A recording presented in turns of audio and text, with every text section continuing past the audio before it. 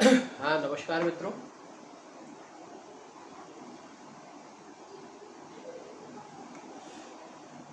आज हम मुगल साम्राज्य के उस भाग का अध्ययन करेंगे जहाँ से मुगल शासकों की भू राजस्व व्यवस्था किस प्रकार से संचालित करते थे और उस काल में क्षेत्र की जो ज़मीनें थीं वो किस प्रकार की भूमि थी, उसके विषय में हम लोग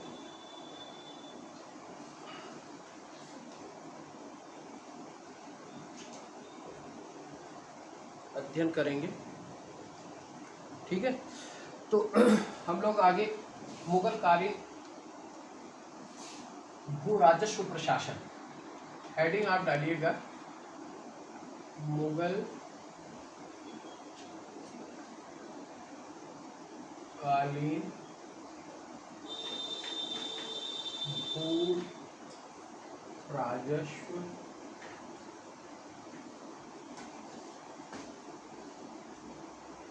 प्रशासन। ठीक है, यानी कि भू राजस्व के क्षेत्र में किस प्रकार से मुगल शासकों ने संचालन किया, कौन कौन से परिवर्तन किए, किस प्रकार की कर व्यवस्था लागू किया, इसके विषय में आज हम लोग अध्ययन करेंगे। देखिए, पहली बात कुछ मूलभूत चीज़ें समझ लें आप लोग कि जैसे कि भूमि है, ठीक है, मान लीजिए क्षेत्र है, क्षेत्र की जो भूमि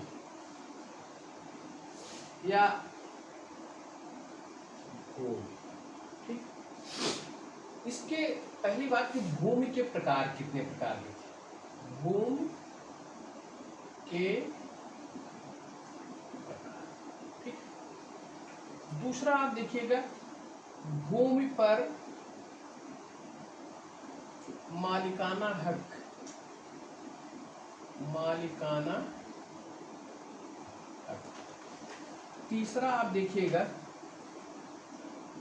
कि भूमि कर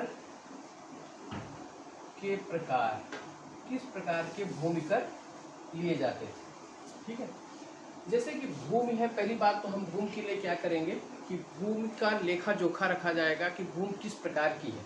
ठीक है, यानी कि उसकी माप कराई जाएगी, भूमि निश्चित किया जाएगा कि किस प्रकार की भूमि है, उससे कितनी उपज हो सकती है, या अनुपयोगी भूमि है, अनुपजाऊ भूमि है। तो इस प्रकार हम देखते हैं कि मुगल काल में पहली बात तो बाबर और अकबर के, बाबर और हुमायूं के समय में, बाबर प्लस हुमायूं,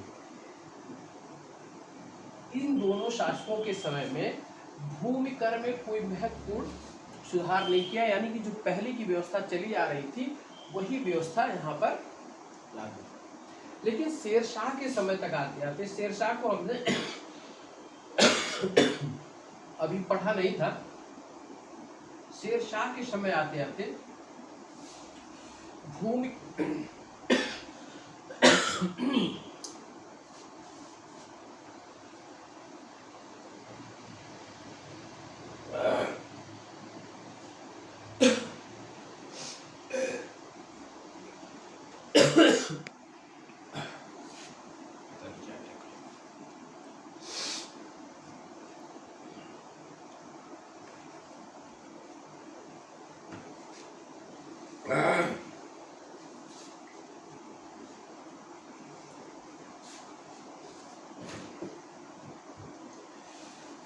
शेरशाह के समय आते आते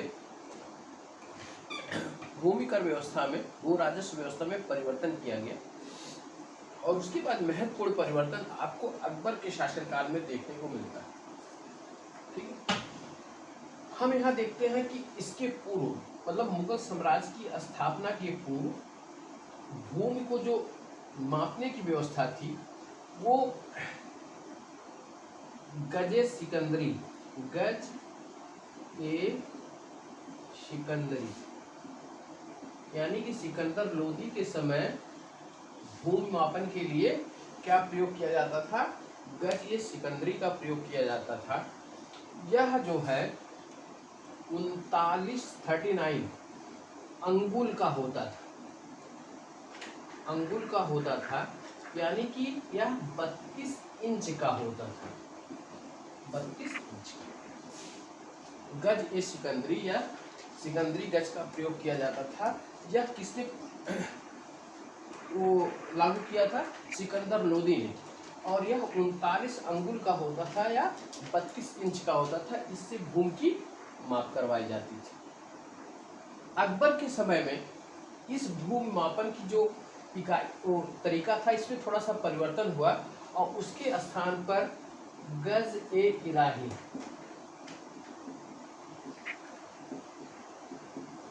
का प्रयोग किया जाने लगा और इसकी लंबाई जो है वह 41 अंगुल या 33 इंच की होती थी। गज सिकंदरी 39 अंगुल का और गज इलाही जो है वह 41 इंच का होता था और ये 41 अंगुल का होता था और यह 32 इंच और यह 33 इंच। ठीक है, यह परिवर्तन क्या था कि भूमि मापने के लिए जो हमारे यहाँ मापक था उसका ये लंबाई आपको दिया गया है। इसके साथ साथ मापन के लिए पहले जो है तनब की रस्सी का प्रयोग किया जाता था, लेकिन अकबर के समय में गज ए इलाही में क्या किया कि ये बांस का प्रयोग किया जाने लगा और बांस के प्रयोग में लोहे की कड़ियां लगी होती थी। ठीक है, यानी कि बीच बीच में लोहे की कड़ियां और किसका प्रयोग किया जाने लगा? बांस। ठीक है, उसकी लंबाई 41 अंगुल या 33 इंच होती थी। सिकंदरी गज की लंबाई कितनी होती थी? 39 अंगुल और 32 इंच की होती थी। पहले रस्सी का प्रयोग किया जाता था, अब यहाँ बांस का प्रयोग किया जाने लगा और बांस के प्रयोग में बीच बीच में लोहे की कड़ी लगी होती थी। ठीक है, यह भूमि हो गई और भूमि के मापने के तरीके हो गए। लेकिन अब जरा देखिए, शाहजहां के शासनकाल में भूमि मापन में परिवर्तन होता है और उसके लिए उसने क्या किया? बीघा ए इलाही और एक मापक और था इसका बीघा ए दफ्तरी।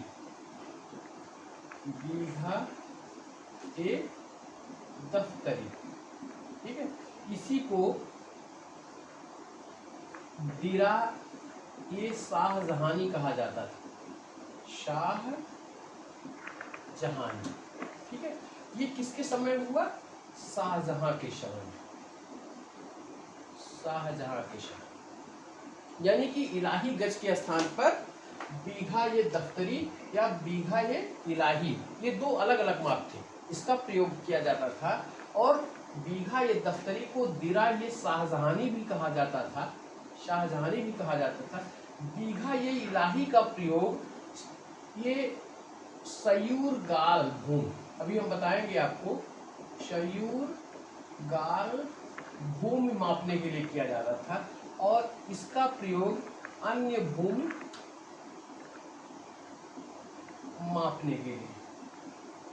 ठीक है,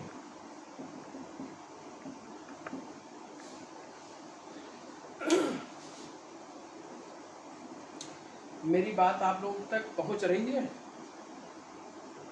जी सर। और बोर्ड पे भी दिखाई दे रहा है? चलिए, अब पहले हमने भूमि को मापने के तरीके आपको बता दिए, इसको मैं पुनः रिपीट करा देता हूँ। मुगल साम्राज्य की स्थापना के पूर्व भूमि के मापन के लिए गज सिकंदरी का प्रयोग किया जाता था, जो गज सिकंदरी 32 इंच का और 39 अंगुल का होता था। ठीक है, 32 इंच या 39 अंगुल का होता था। अकबर के शासनकाल में उसे गज इलाही का प्रयोग किया जाने लगा, वह 41 अंगुल का और 33 इंच का होने लगा।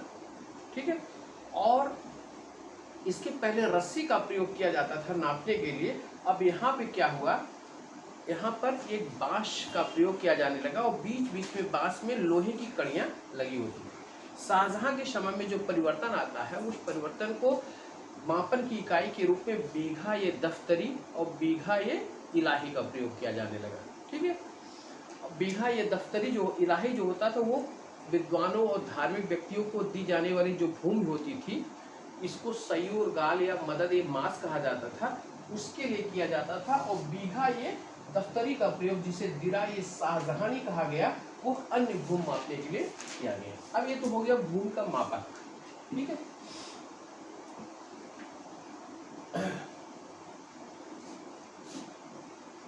अब भूमि के विषय में दूसरी चीज ये है कि भू राजस्व। ठीक है, भूमि कितने प्रकार की थी पहले देख लीजिए कि भूमि के प्रकार क्या थे। पहली भूमि ऐसी होती थी जो खालसा भूमि कहलाती थी। खालसा भूमि मतलब जो सीधे शाही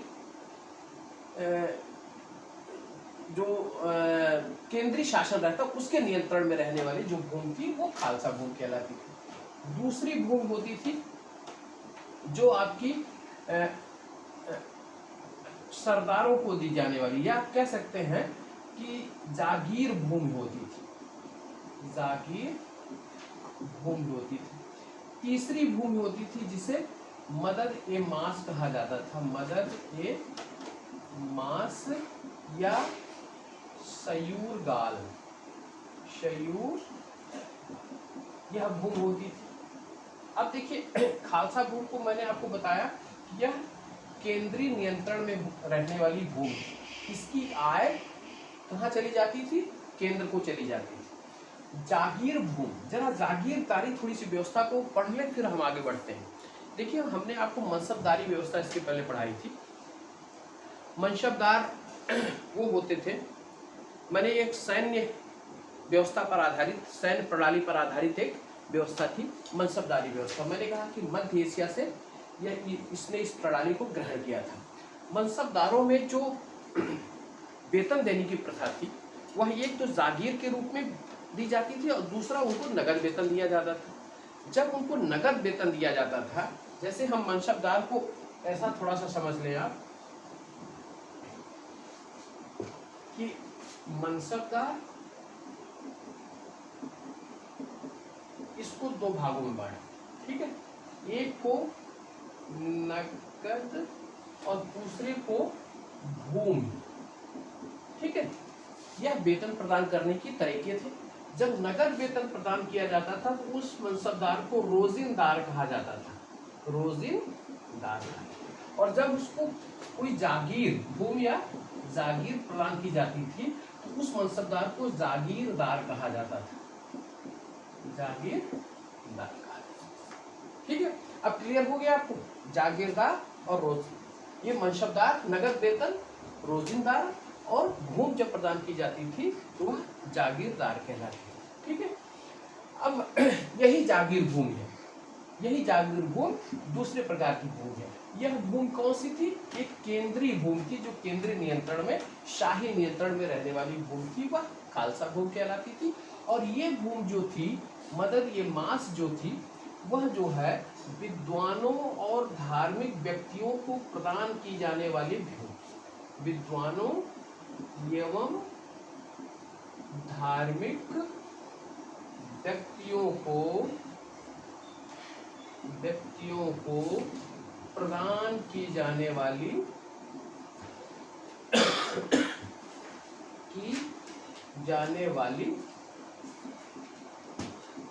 ठीक है, ये तीन प्रकार की भूमि हम मुगल पीरियड में हमको दिखाई देता है।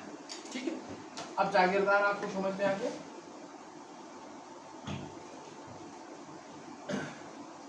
जागीरदार को थोड़ा सा और हम समझ लेते हैं कि जागीर जो भूमि होती थी, जागीर, ठीक, इसको प्राप्त करने वाला क्या कहलाता था?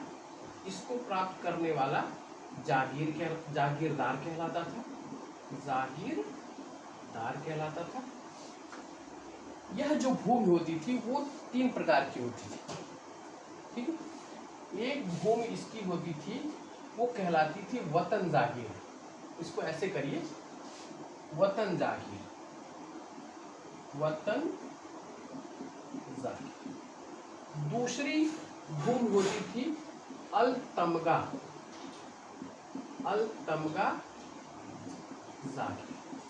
और तीसरी होती थी पाए बाकी, पाए। देखिए अब जागीर जो होती थी उसमें भी 3 प्रकार की भूमियां थी। पहला थी वतन जागीर, दूसरा है अलतमगा जागीर और तीसरे को पाए बाकी कहा जाता था। ठीक है, वतन जागीर जिस जागीरदार को, जरा ध्यान से इसको सुनिएगा, जिस जागीरदार को उसको पैतृक स्थान पर जागीर प्राप्त होती, यानी कि जहां का वो रहने वाला था, ठीक, वहां पर उसको अगर जागीर प्रदान की जाती थी तो वह जागीर क्या कहलाती थी? वतन जागीर कहलाती थी। ठीक है, जिस जागीरदार, जिस मनसबदार को उसके पैतृक स्थान पर जागीर दी जाती थी वह जागीर वतन जागीर कहलाती थी। ठीक है, ये जागीर जरा देखिए, अलतमगा जागीर, यह जहांगीर ने शुरू किया था, जहांगीर ने इसे शुरू किया। जब बादशाह का कोई विशेष कृपा पात्र परिवार या व्यक्ति जिसको यह जागीर देता था, उसकी विशेष कृपा से जब दी जाती थी तो वह जागीर क्या कहलाती थी? अलतमगा जागीर कहलाती थी। किसने शुरुआत की थी? जहांगीर ने शुरुआत की। ठीक है, और पाए बाकी जागीर जरा देखिए, यह जागीर वह होती थी जब किसी जागीरदार को दंड दिया जाता था और उसके दंड के फलस्वरूप उसकी जागीर छीन ली जाती थी किसी और जागीरदार को या मनसबदार को देने के लिए। ठीक है, तो जब तक वो छीनी रहती थी, किसी को नहीं दी जाती थी, तब तक वो जागीर क्या कहलाती थी? पाए बाकी कहलाती थी। बहुत इंपॉर्टेंट फैक्ट है, इसको जरूर याद रखिएगा कि पाए बाकी, इसको पाए बाकी भी कहा गया है। पाए बाकी, इसका उच्चारण पाए बाकी भी, या पाए बाकी या पाए बाकी। ठीक है, यानी कि जैसे कि अगर हमको, मैं जागीरदार हूं, मुझे दंड दिया गया, दंड के फलस्वरूप मेरी जागीर क्यों छीन ली गई, और छीनने के बाद वो केंद्रीय नियंत्रण में रही, यानी कि जब तक किसी को अन्य को अलॉट नहीं कर दी गई तब तक ये जागीर क्या कहलाएगी? पाए बाकी कहलाएगी। क्लियर हुआ? अलतमगा यानी कि जब किसी विशेष कृपा पात्र व्यक्ति को यह जागीर मिले, जागीर दी जाती, उसको अलतमगा जागीर कहते थे। वतन जागीर जब किसी मनसबदार को उसके पैतृक स्थान पर जो जागीर प्राप्त होती थी तो वह उसे वतन जागीर कहलाता। जागीरदार का एक था कि किसी भी व्यक्ति को जो जागीर दी जाती थी वो करीब 4-5 वर्ष बाद ये स्थानांतरित भूमि होती थी, यानी कि इस पे वह आनुवंशिक अधिकार नहीं होता था जागीर पर। जागीरदार का जागीर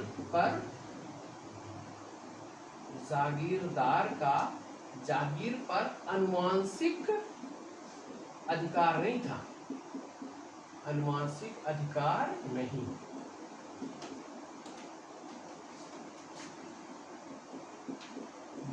ठीक है, यह क्या थी?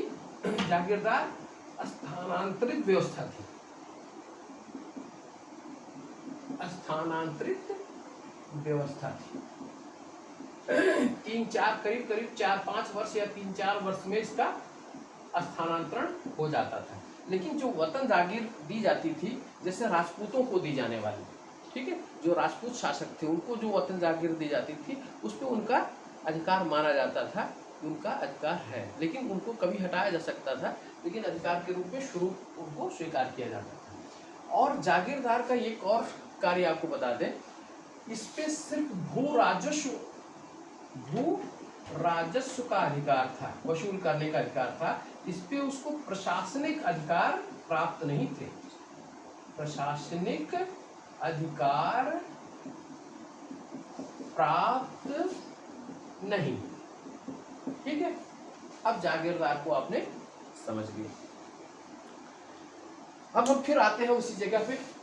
अब मेरी भूमि है, भूमि को मापा गया, मापने के तरीके मैंने आपको बता दिए कि किस तरीके से मापा जाता था।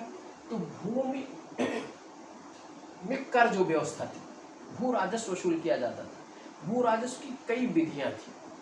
ठीक है, एक विधि आपको थी भू राजस्व की विधि, उसको कहा जाता था बटाई या गल्ला बख्शी। गल्ला बख्शी एक प्रणाली ये थी भू राजस्व की। दूसरी प्रणाली थी नस्क। नस्क या कनकूद, इसी को कनकूद भी कहा जाता था, या दानाबंदी। दानाबंदी, और इसके बटाई को भावोली भी कहा जाता था। नाम जरा देखिए कि नाम अलग अलग है। बटाई या गल्ला बख्शी या भावोली, नस्क या कनकूद या दानाबंदी, ठीक है। और एक प्रणाली आपकी थी आईने दहशाला। आईने दहशाला एक प्रणाली ये भी थी। आईने दहशाला के अंतर्गत भू राजस्व किस प्रकार से लिया जाता था, अभी इसकी हम चर्चा करेंगे, ठीक है। ये प्रणाली आप देख लीजिए। ये प्रणाली मुगल साम्राज्य में, पूरे साम्राज्य में अलग अलग स्थानों पर लागू की गई थी, ठीक है। जैसे आपकी जो बटाई प्रणाली थी, गल्ला बख्शी या भावोली थी, ठीक है। और एक प्रणाली और थी आईने दहशाला के अलावा, आईने दहशाला बाद में लिखिएगा, एक और लिख लीजिएगा तीसरा, जाप्ती। जाप्ती प्रणाली, ठीक है। जाप्ती प्रणाली लागू कहाँ थी? आपके दिल्ली के आसपास क्षेत्र में, आगरा, अवध, इलाहाबाद, बिहार, ठीक। और इसके साथ साथ आपका लाहौर और मुल्तान, ठीक। इन जगहों पर कौन सी प्रणाली लगी थी? ये जाप्ती प्रणाली। नस्क, कनकूत या दानाबंदी जो है, ये पहला देख लीजिए, बटाई, यह आपका कश्मीर प्लस सिंध यहां पर लागू की गई थी, ठीक है। अब नस्क कनकूत जो है, यह लागू की गई थी बंगाल, गुजरात, इन क्षेत्रों पर ये लागू की गई थी। अब पहले हम देखते हैं कि बटाई प्रणाली क्या थी, बटाई किस प्रकार से की जाती थी। बटाई में 3 प्रकार से बटाई होती थी। अकबर के समय में खेती जो भूमि होती थी, भूमि के 4 प्रकार बताए गए थे। भूमि के 4 प्रकार। एक प्रकार आपका था ओलज। कौन सी भूमि थी? ओलज। दूसरी थी परती, तीसरी थी चाचर, और चौथी भूमि थी बंजर। ये भूमि 4 प्रकार की थी। इस ओलज और परती में भी भूमि को अच्छी, मध्यम और खराब 3 श्रेणियों में बांटा गया था। अच्छी, मध्यम और ये 3 श्रेणी थी। कहाँ? ओलज और परती में। अब ओलज भूमि किसे कहते थे और परती भूमि किसे कहते हैं? ओलज भूमि वो भूमि होती थी जिसपे प्रत्येक वर्ष खेती होती थी। ध्यान रखिएगा, बहुत यह भी अच्छा महत्वपूर्ण शब्द है। पहला, प्रत्येक वर्ष खेती, प्रत्येक वर्ष, ठीक है, वो क्या कहलाती थी? ओलज कहलाती थी। परती वो होती थी जब 2 वर्ष, 2 या 3 वर्ष छोड़कर उस पर खेती की जाती थी। जैसे कि इस वर्ष मैंने 2023 में खेती की, 2024, 2025 मैंने छोड़ दिया, फिर 2026 में जब खेती की जाए तो वह क्या होती थी? परती भूमि होती थी, 2 या 3 वर्ष। जब इसी को 4 या 5 वर्ष, ठीक है, 5 वर्ष छोड़ दिया जाता था, उसके बाद खेती होती थी, तो वह चाचर कहलाती थी। और जब 5 वर्ष से अधिक 5 वर्ष से अधिक, ठीक है, उसमें खेती ना हो, ठीक है, तब वो बंजर कहलाती थी। क्लियर हुआ आपको? ये भूमि के प्रकार थे, अच्छी, मध्यम, खराब। वो किसमें बटा था? पोलज और पर्ती को 3 भागों में बांटा गया। पोलज में प्रत्येक वर्ष खेती होती थी, पर्ती में 2-3 वर्ष छोड़ दिया जाता था, चाचर में 4-5 वर्ष छोड़ दिया जाता था, बंजर में 5 वर्ष से अधिक छोड़ दिया जाता था। तो वो भूमि के प्रकार थे। अब हम देखते हैं कर जो व्यवस्था, बटाई प्रणाली थी। बटाई में 3 प्रकार की बटाई होती थी। एक बटाई इसकी होती थी बटाई, ठीक है, एक बटाई होती थी जिसको कहा जाता था खेत बटाई, खेत। दूसरी है लंक बटाई, लंक। और तीसरी है राशि बटाई, राशि। ये 3 प्रकार की थी। कहां पर? बटाई में। खेत बटाई वो होती थी जब फसल खेत में खड़ी रहती थी, उस समय कर का विभाजन कर दिया जाता था, तो वो खेत बटाई कहलाती थी। लंक बटाई वो होती थी जब फसल को काटकर उसका गट्ठर बना लिया जाता था और उसमें कर का विभाजन हो जाता था कि कितना कर लिया जाएगा, वह लंक बटाई होती थी। और तीसरी बटाई राश बटाई वो होती थी कि जिसमें अनाज को, अन्न को उसके मूल फसल से अलग कर लिया जाता था और उसके बाद कर का बंटवारा होता था, तो वो राश बटाई कहलाती थी। ये किस पे थी? आपकी बटाई प्रणाली। इसके बाद जाप्तीय हरशाला या जाप्ती प्रणाली क्या थी? जाप्ती प्रणाली में भूमि की माप, यानी कि भूमि की जो पैदावार होती थी, माप होती थी। पहली बात, उसमें माप होती थी।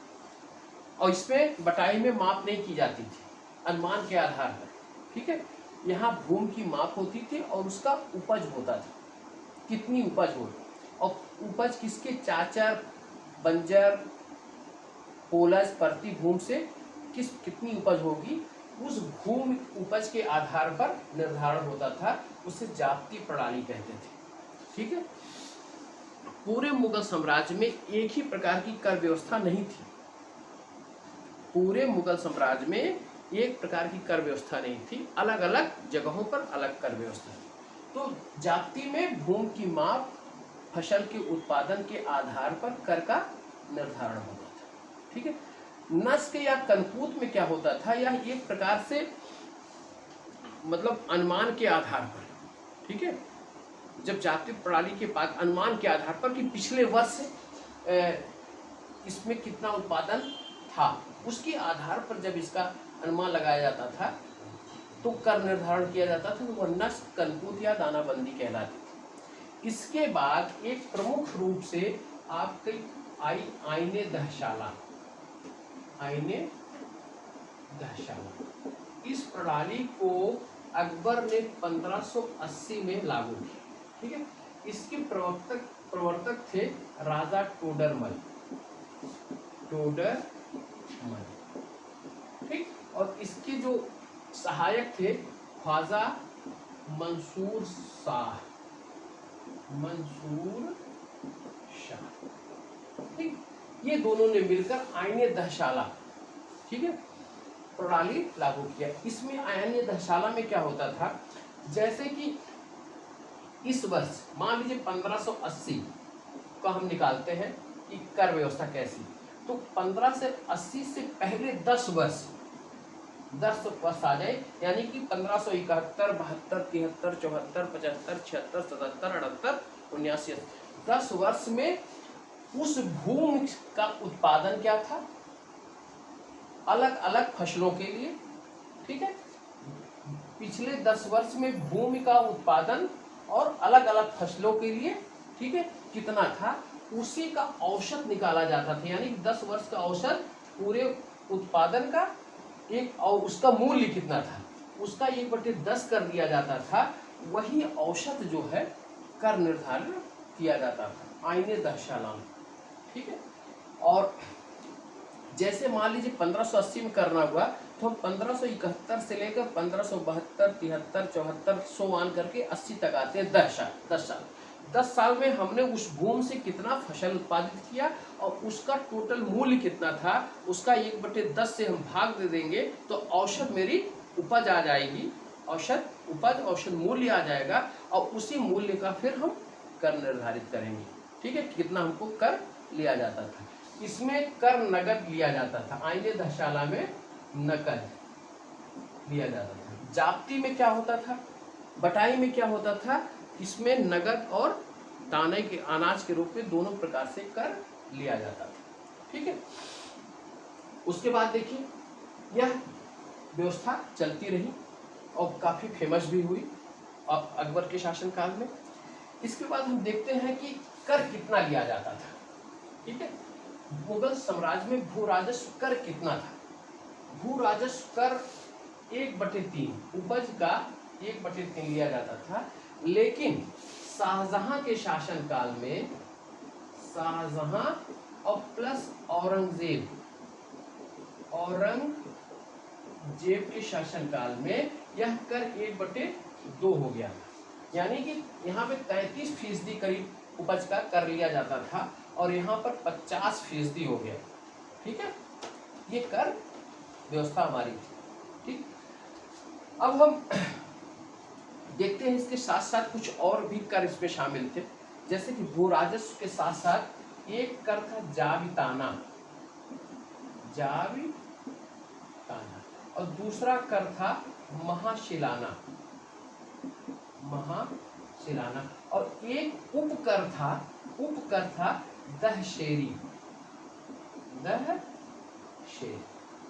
ठीक, जाविताना क्या था, यह सर्वेक्षण शुल्क था, यानी कि भूमि का सर्वेक्षण किया जाता था तो यह सर्वेक्षण शुल्क लिया जाता था। यह कितना 2.5%।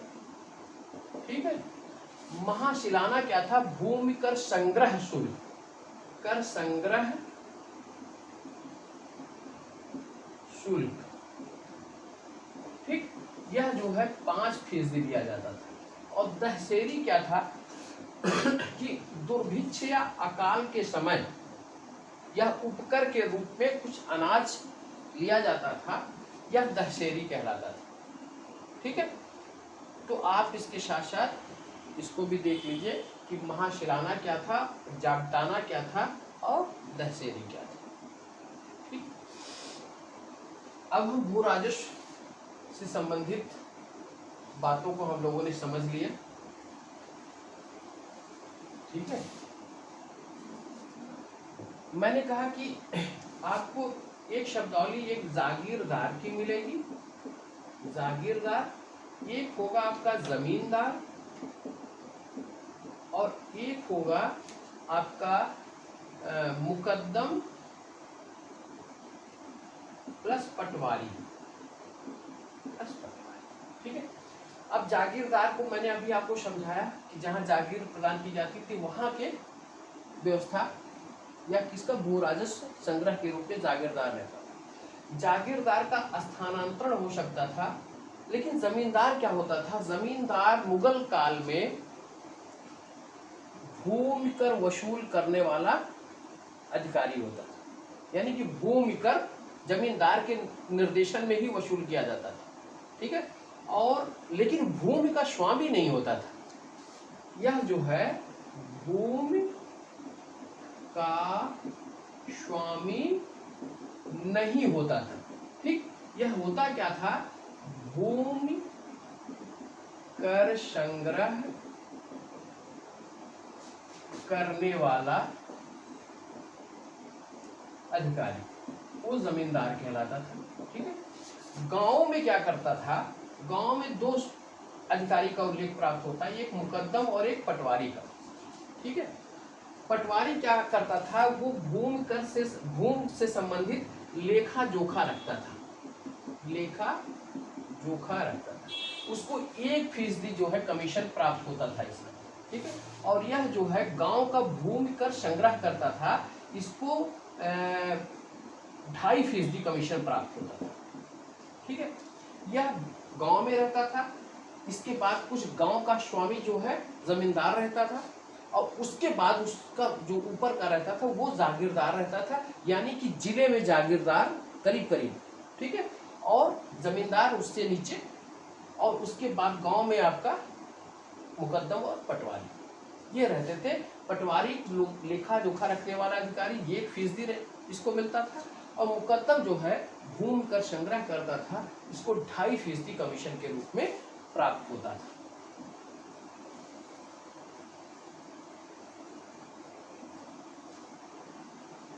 ठीक है, ये हमारी भू राजस्व व्यवस्था थी वहां की।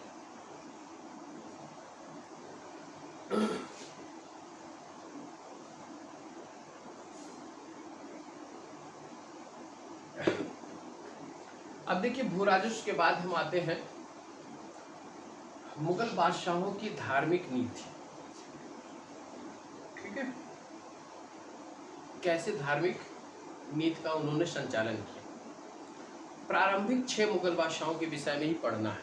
ठीक है, उसके बाद कोई मतलब नहीं उसकी धार्मिक नीति का, कोई नीति का पालन ही नहीं किया गया, इसलिए क्या उसमें। पहला क्या था? बाबर। ठीक, दूसरा आपका हुमायूं, तीसरा अकबर, चौथा जहांगीर, पांचवा शाहजहां,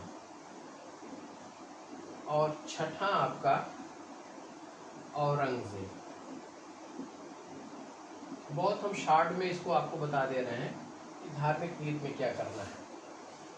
पहली बात तो ये सभी मुगल बादशाह सुन्नी संप्रदाय के, इस्लाम के जो सुन्नी संप्रदाय था उसको मानने वाले थे। ठीक है, बाबर शुरू में, इसके साथ साथ वहाँ पर आप देखेंगे जब वो 14वीं-15वीं शताब्दी का सूफी आंदोलन, ठीक है, या धर्म सुधार, सामाजिक सुधार आंदोलन शुरू करते हैं, तो वहाँ एक मुसलमानों का सूफी आंदोलन शुरू होता है। ठीक है, उसमें जो है बाबर एक तो सुन्नी संप्रदाय का मानने वाला था। ठीक है, इस्लाम धर्म में इसकी आस्था रहती थी। ठीक है, लेकिन धर्म और राज्य का जो संबंध था, ठीक है, उस संबंध का पालन करते हुए भी किसी भी मुगल साम्राज्य ने, शासकों ने कभी भी धार्मिक कट्टरता का परिचय नहीं दिया, सिर्फ औरंगजेब को छोड़कर। औरंगजेब को छोड़कर किसी ने धार्मिक कट्टरता का परिचय किसी भी मुगल बादशाह ने नहीं दिया।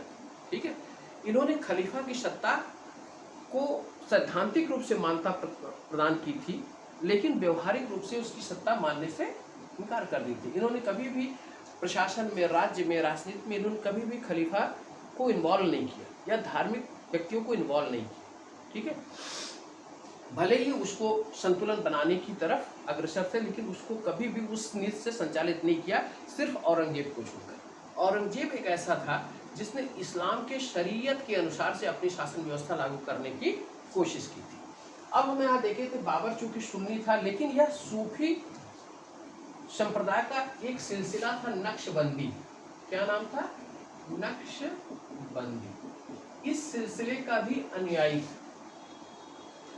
इस नक्शबंदी सिलसिले का एक प्रमुख जो संत था, उबैदुल्ला अहरार,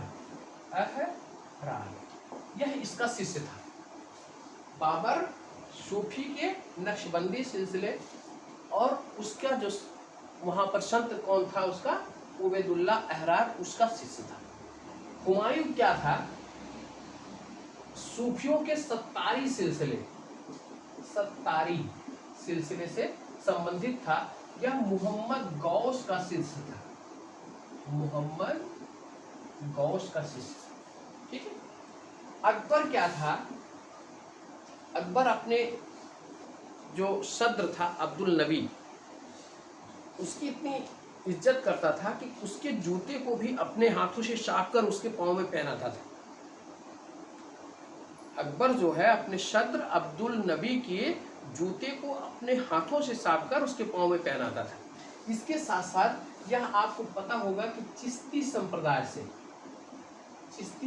से किसका शिष्य था? सलीम चिश्ती का, शेख सलीम चिश्ती, शेख सलीम चिश्ती, ठीक है। इसी शेख सलीम चिश्ती के आशीर्वाद से ही जहांगीर का जन्म हुआ था, ठीक है। हम देखते हैं कि इन सभी ने अपने इस्लाम को मान्यता तो दी, लेकिन कभी कट्टरता का प्रदर्शन नहीं किया था। अकबर के शासनकाल में जब हम देखते हैं, क्योंकि इसके शासनकाल में धार्मिक नीति लागू करने का बहुत अवकाश नहीं था इन दोनों बादशाहों को, लेकिन अकबर के शासनकाल में देखते हैं कि अकबर ने अपने साम्राज्य की सुदृढ़ता के लिए अपनी राजनीतिक और धार्मिक नीति का पालन किया था, ठीक है। राजपूत नीति को भी उसने इसीलिए लागू किया था। धार्मिक नीति के अंतर्गत हम देखते हैं कि 1575 में इसने एक इबादत खाने की स्थापना की थी और उसमें पहले सुन्नी संप्रदाय के लोगों को उसमें आमंत्रित करता था, जो उसके उलेमा रहते थे, धार्मिक व्यक्ति रहते थे, ठीक है। उससे वह आध्यात्मिक और भौतिक विभिन्न उस पर जो है चर्चाएं करता था, तत्वों पे चर्चाएं करता था। लेकिन उसकी कट्टरता को देखते हुए इसने 1578 में उस इबादत खाना को धर्म संसद के रूप में बदल दिया और इसमें सभी धर्म के प्रमुख धर्माचार्यों को यहाँ पर आमंत्रित करने लगा, ठीक है। और उसके बाद हम देखते हैं कि इसने जो है 1579 ईस्वी में महजरनामे की घोषणा की और वह इस्लामी जगत का सर्वोच्च धार्मिक व्यक्ति अपने को मानने लगा। 1581 में हम देखते हैं इसने तौहीद ए इलाही या दीन ए इलाही नामक एक नया धर्म प्रवर्तित किया, ठीक है। और वह एक धर्म तो नहीं था, विभिन्न धर्मों के अच्छे सिद्धांतों का एक मिश्रण था, ठीक है। और उसके बाद हम देखते हैं कि इसने हिंदुओं और मुसलमानों के साथ एक संतुलन बनाए रखने की कोशिश की। अब हम जहांगीर के शासनकाल में देखते हैं कि जहांगीर ने अकबर की ही धार्मिक नीति का पालन किया था, ठीक है। लेकिन कहीं कहीं इसकी कट्टरता का समावेश हमको दिखाई देता है। जब इसने गुरु अर्जुन देव को फांसी दी, ठीक है।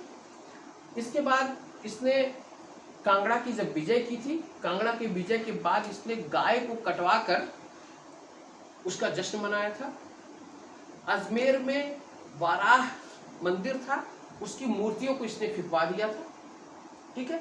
गुजरात के जैनियों को अपने प्रदेश से बाहर जाने का आदेश दे दिया था, ठीक है। लेकिन इसके साथ साथ हम देखते हैं कि जब मुराद का शिष्य दानियाल का पुत्र, अकबर के 3 बेटे थे, एक बेटे का नाम मुराद, दूसरा दानियाल, तीसरा सलीम यानी जहांगीर। इन दोनों पुत्रों की मृत्यु अकबर के समय ही हो गई थी, ठीक है। जब दानियाल के पुत्रों को ईसाई धर्म में परिवर्तित करा लिया गया था तो इसने कोई प्रतिक्रिया नहीं व्यक्त की थी, ठीक है।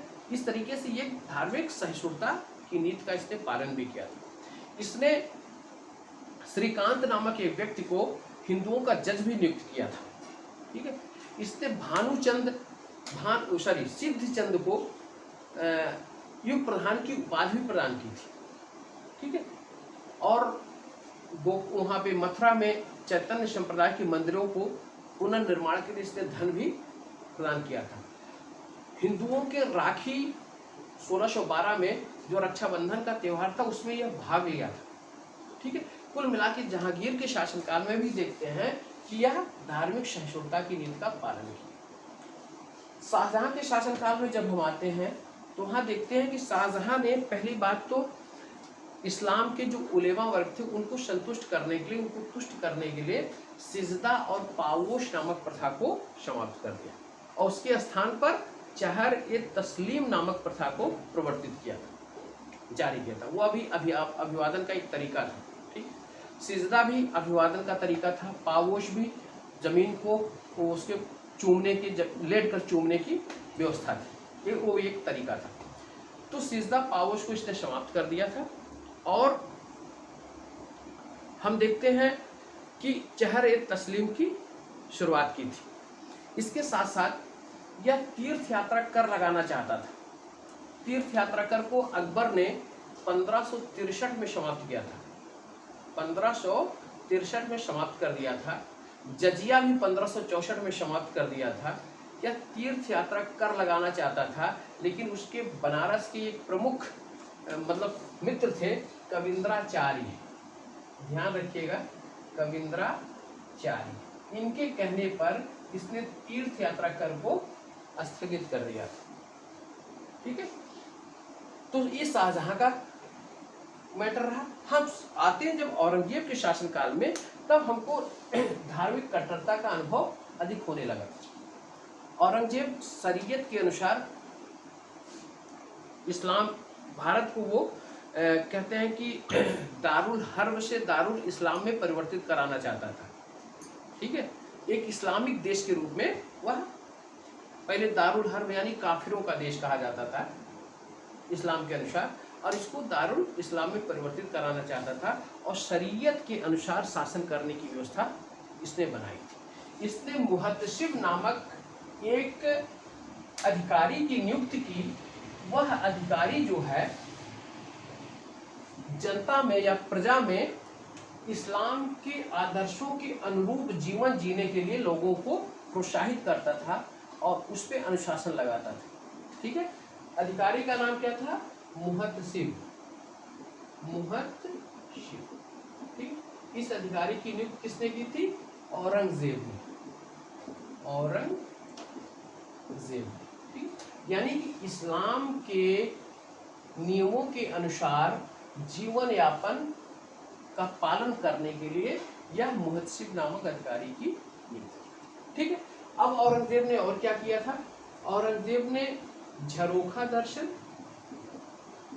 झरोखा दर्शन, तुलादान, तुलादान, नृत्य प्लस संगीत, ठीक, इस पर भी प्रतिबंध लगा दिया था। ठीक, इसके बाद इसने एक काम और किया था। 1679 मतलब 79 में इसने जजिया कर पुनः लगाया, जजिया कर, और 1668 में इसने मंदिरों को तोड़े जाने की आज्ञा प्रदान की थी। उसी मंदिर के तोड़े जाने के तहत आपके बनारस के मंदिर को तोड़ा गया, मथुरा के मंदिर को तोड़ा गया, कई मंदिरों को तोड़ा गया। ठीक है, इस तरीके से हमने देखा। और औरंगजेब शरीयत का इस प्रकार से पालन करता था। कहा जाता है कि बल्ख का अभियान, ठीक है, 1646 में शाहजहां के शासनकाल में मध्य एशिया का एक प्रांत था बल्ख, बल्ख और दूसरा बदख्शां। ठीक है, इसका अभियान शाहजहां ने कब किया था? 1600, और उस अभियान का नेतृत्व किसको प्रदान किया था? औरंगजेब को। औरंगजेब वहां पर जब बल्ख अभियान के युद्ध क्षेत्र में पूरा युद्ध एकदम बिल्कुल शबाब पे चल रहा था, पूरे क्लाइमेक्स पे था, पूरे चढ़ाव पे था, तो उस समय जब नमाज का वक्त हुआ तो यह घोड़े से उतरता है और घोड़े से उतरकर युद्ध क्षेत्र में ही नमाज पढ़ने लगता है, जिससे शत्रुओं की सेना ने बिल्कुल आश्चर्यचकित हो गई कि ऐसी स्थिति में अपने प्राणों की भी परवाह न कर यह नमाज पढ़ने लगा। ठीक है, तो इतना इस तरीके से उसने इस्लाम धर्म का पालन किया था। यह एकमात्र ऐसा बादशाह था कि जिसने एक शादी की थी। ठीक है, और इसकी कोई रानियां नहीं थी। उसकी शादी किसके साथ हुई थी? दिलराश बानो बेगम के साथ। दिलराश बानो बेगम के साथ। ठीक है, यह कभी शराब नहीं पीता था, जुआ खेलने को उसने प्रतिबंध कर दिया था, मद्य निषेध लागू कर दिया था। तो इस तरीके से यह पूरी शरीयत के अनुसार अपनी शासन व्यवस्था को संचालित किया था। तो ये मुगलों की धार्मिक नीति रही। आज हमने मुगल भू राजस्व प्रशासन और मुगलों की धार्मिक नीति, इस पर हम लोगों ने आज अध्ययन किया। नेक्स्ट आपका जो महत्वपूर्ण क्षेत्र बनता है वह मुगलकालीन स्थापत्य कला। ठीक है, कला, साहित्य और संस्कृति। मुगलकालीन स्थापत्य कला, मुगल कालीन चित्रकला और मुगल कालीन साहित्य, ये महत्वपूर्ण है। यहाँ से क्वेश्चन बहुत ज़्यादा आपके पूछे जाते हैं, ठीक है। तो पूछे जाने योग्य को एक शब्द के लिए क्या आप बोलेंगे? अगर पूछे जाने योग्य वाक्य के लिए एक शब्द क्या होगा? बता दे कोई। पृष्ठव्य। एक मिनट जी, बताएं। पृष्ठव्य। वेरी गुड, बहुत अच्छा। क्या बात, कौन बताया भाई इसे? शालिनी जी। शालिनी। शाबाश। क्या बोला जाता है? पृष्ठव्य, ठीक है। तो यह पूछे जाने योग्य आपका आगे आने वाला बहुत महत्वपूर्ण चैप्टर है, कला, साहित्य और संस्कृत, ठीक है। कला के क्षेत्र में चित्रकला, वास्तुकला, साहित्य के क्षेत्र में उस समय महत्वपूर्ण जो है फारसी साहित्य था, ठीक है, और संस्कृत के विषय में आपको अध्ययन कराएंगे, ठीक है। तो क्लियर हुआ सब? भू राजस्व, धार्मिक नीति समझ में आई? एक बार आप लोग भी बोल देंगे तो हौसला अफजाई हमारा भी होगा। जी सर, समझ में आ गया अच्छे से। सिर्फ शालिनी जी को, शेष लोग मूक दर्शक की अवस्था में थे।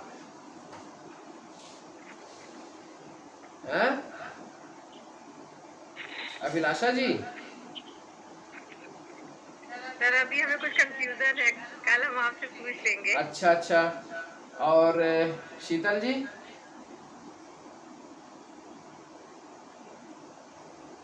आम्रपाली? प्रशस्ति जी? आकांक्षा?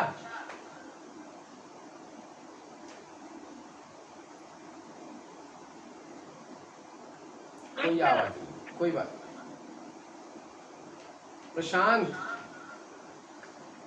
जी सर, समझ में आया?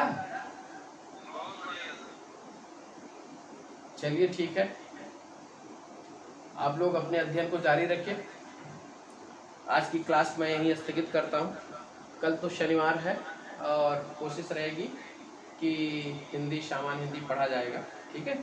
चलिए, आप लोगों की बहुत बहुत शुभकामनाओं के साथ शुभ रात्रि, शुभ रात्रि, शुभ रात्रि।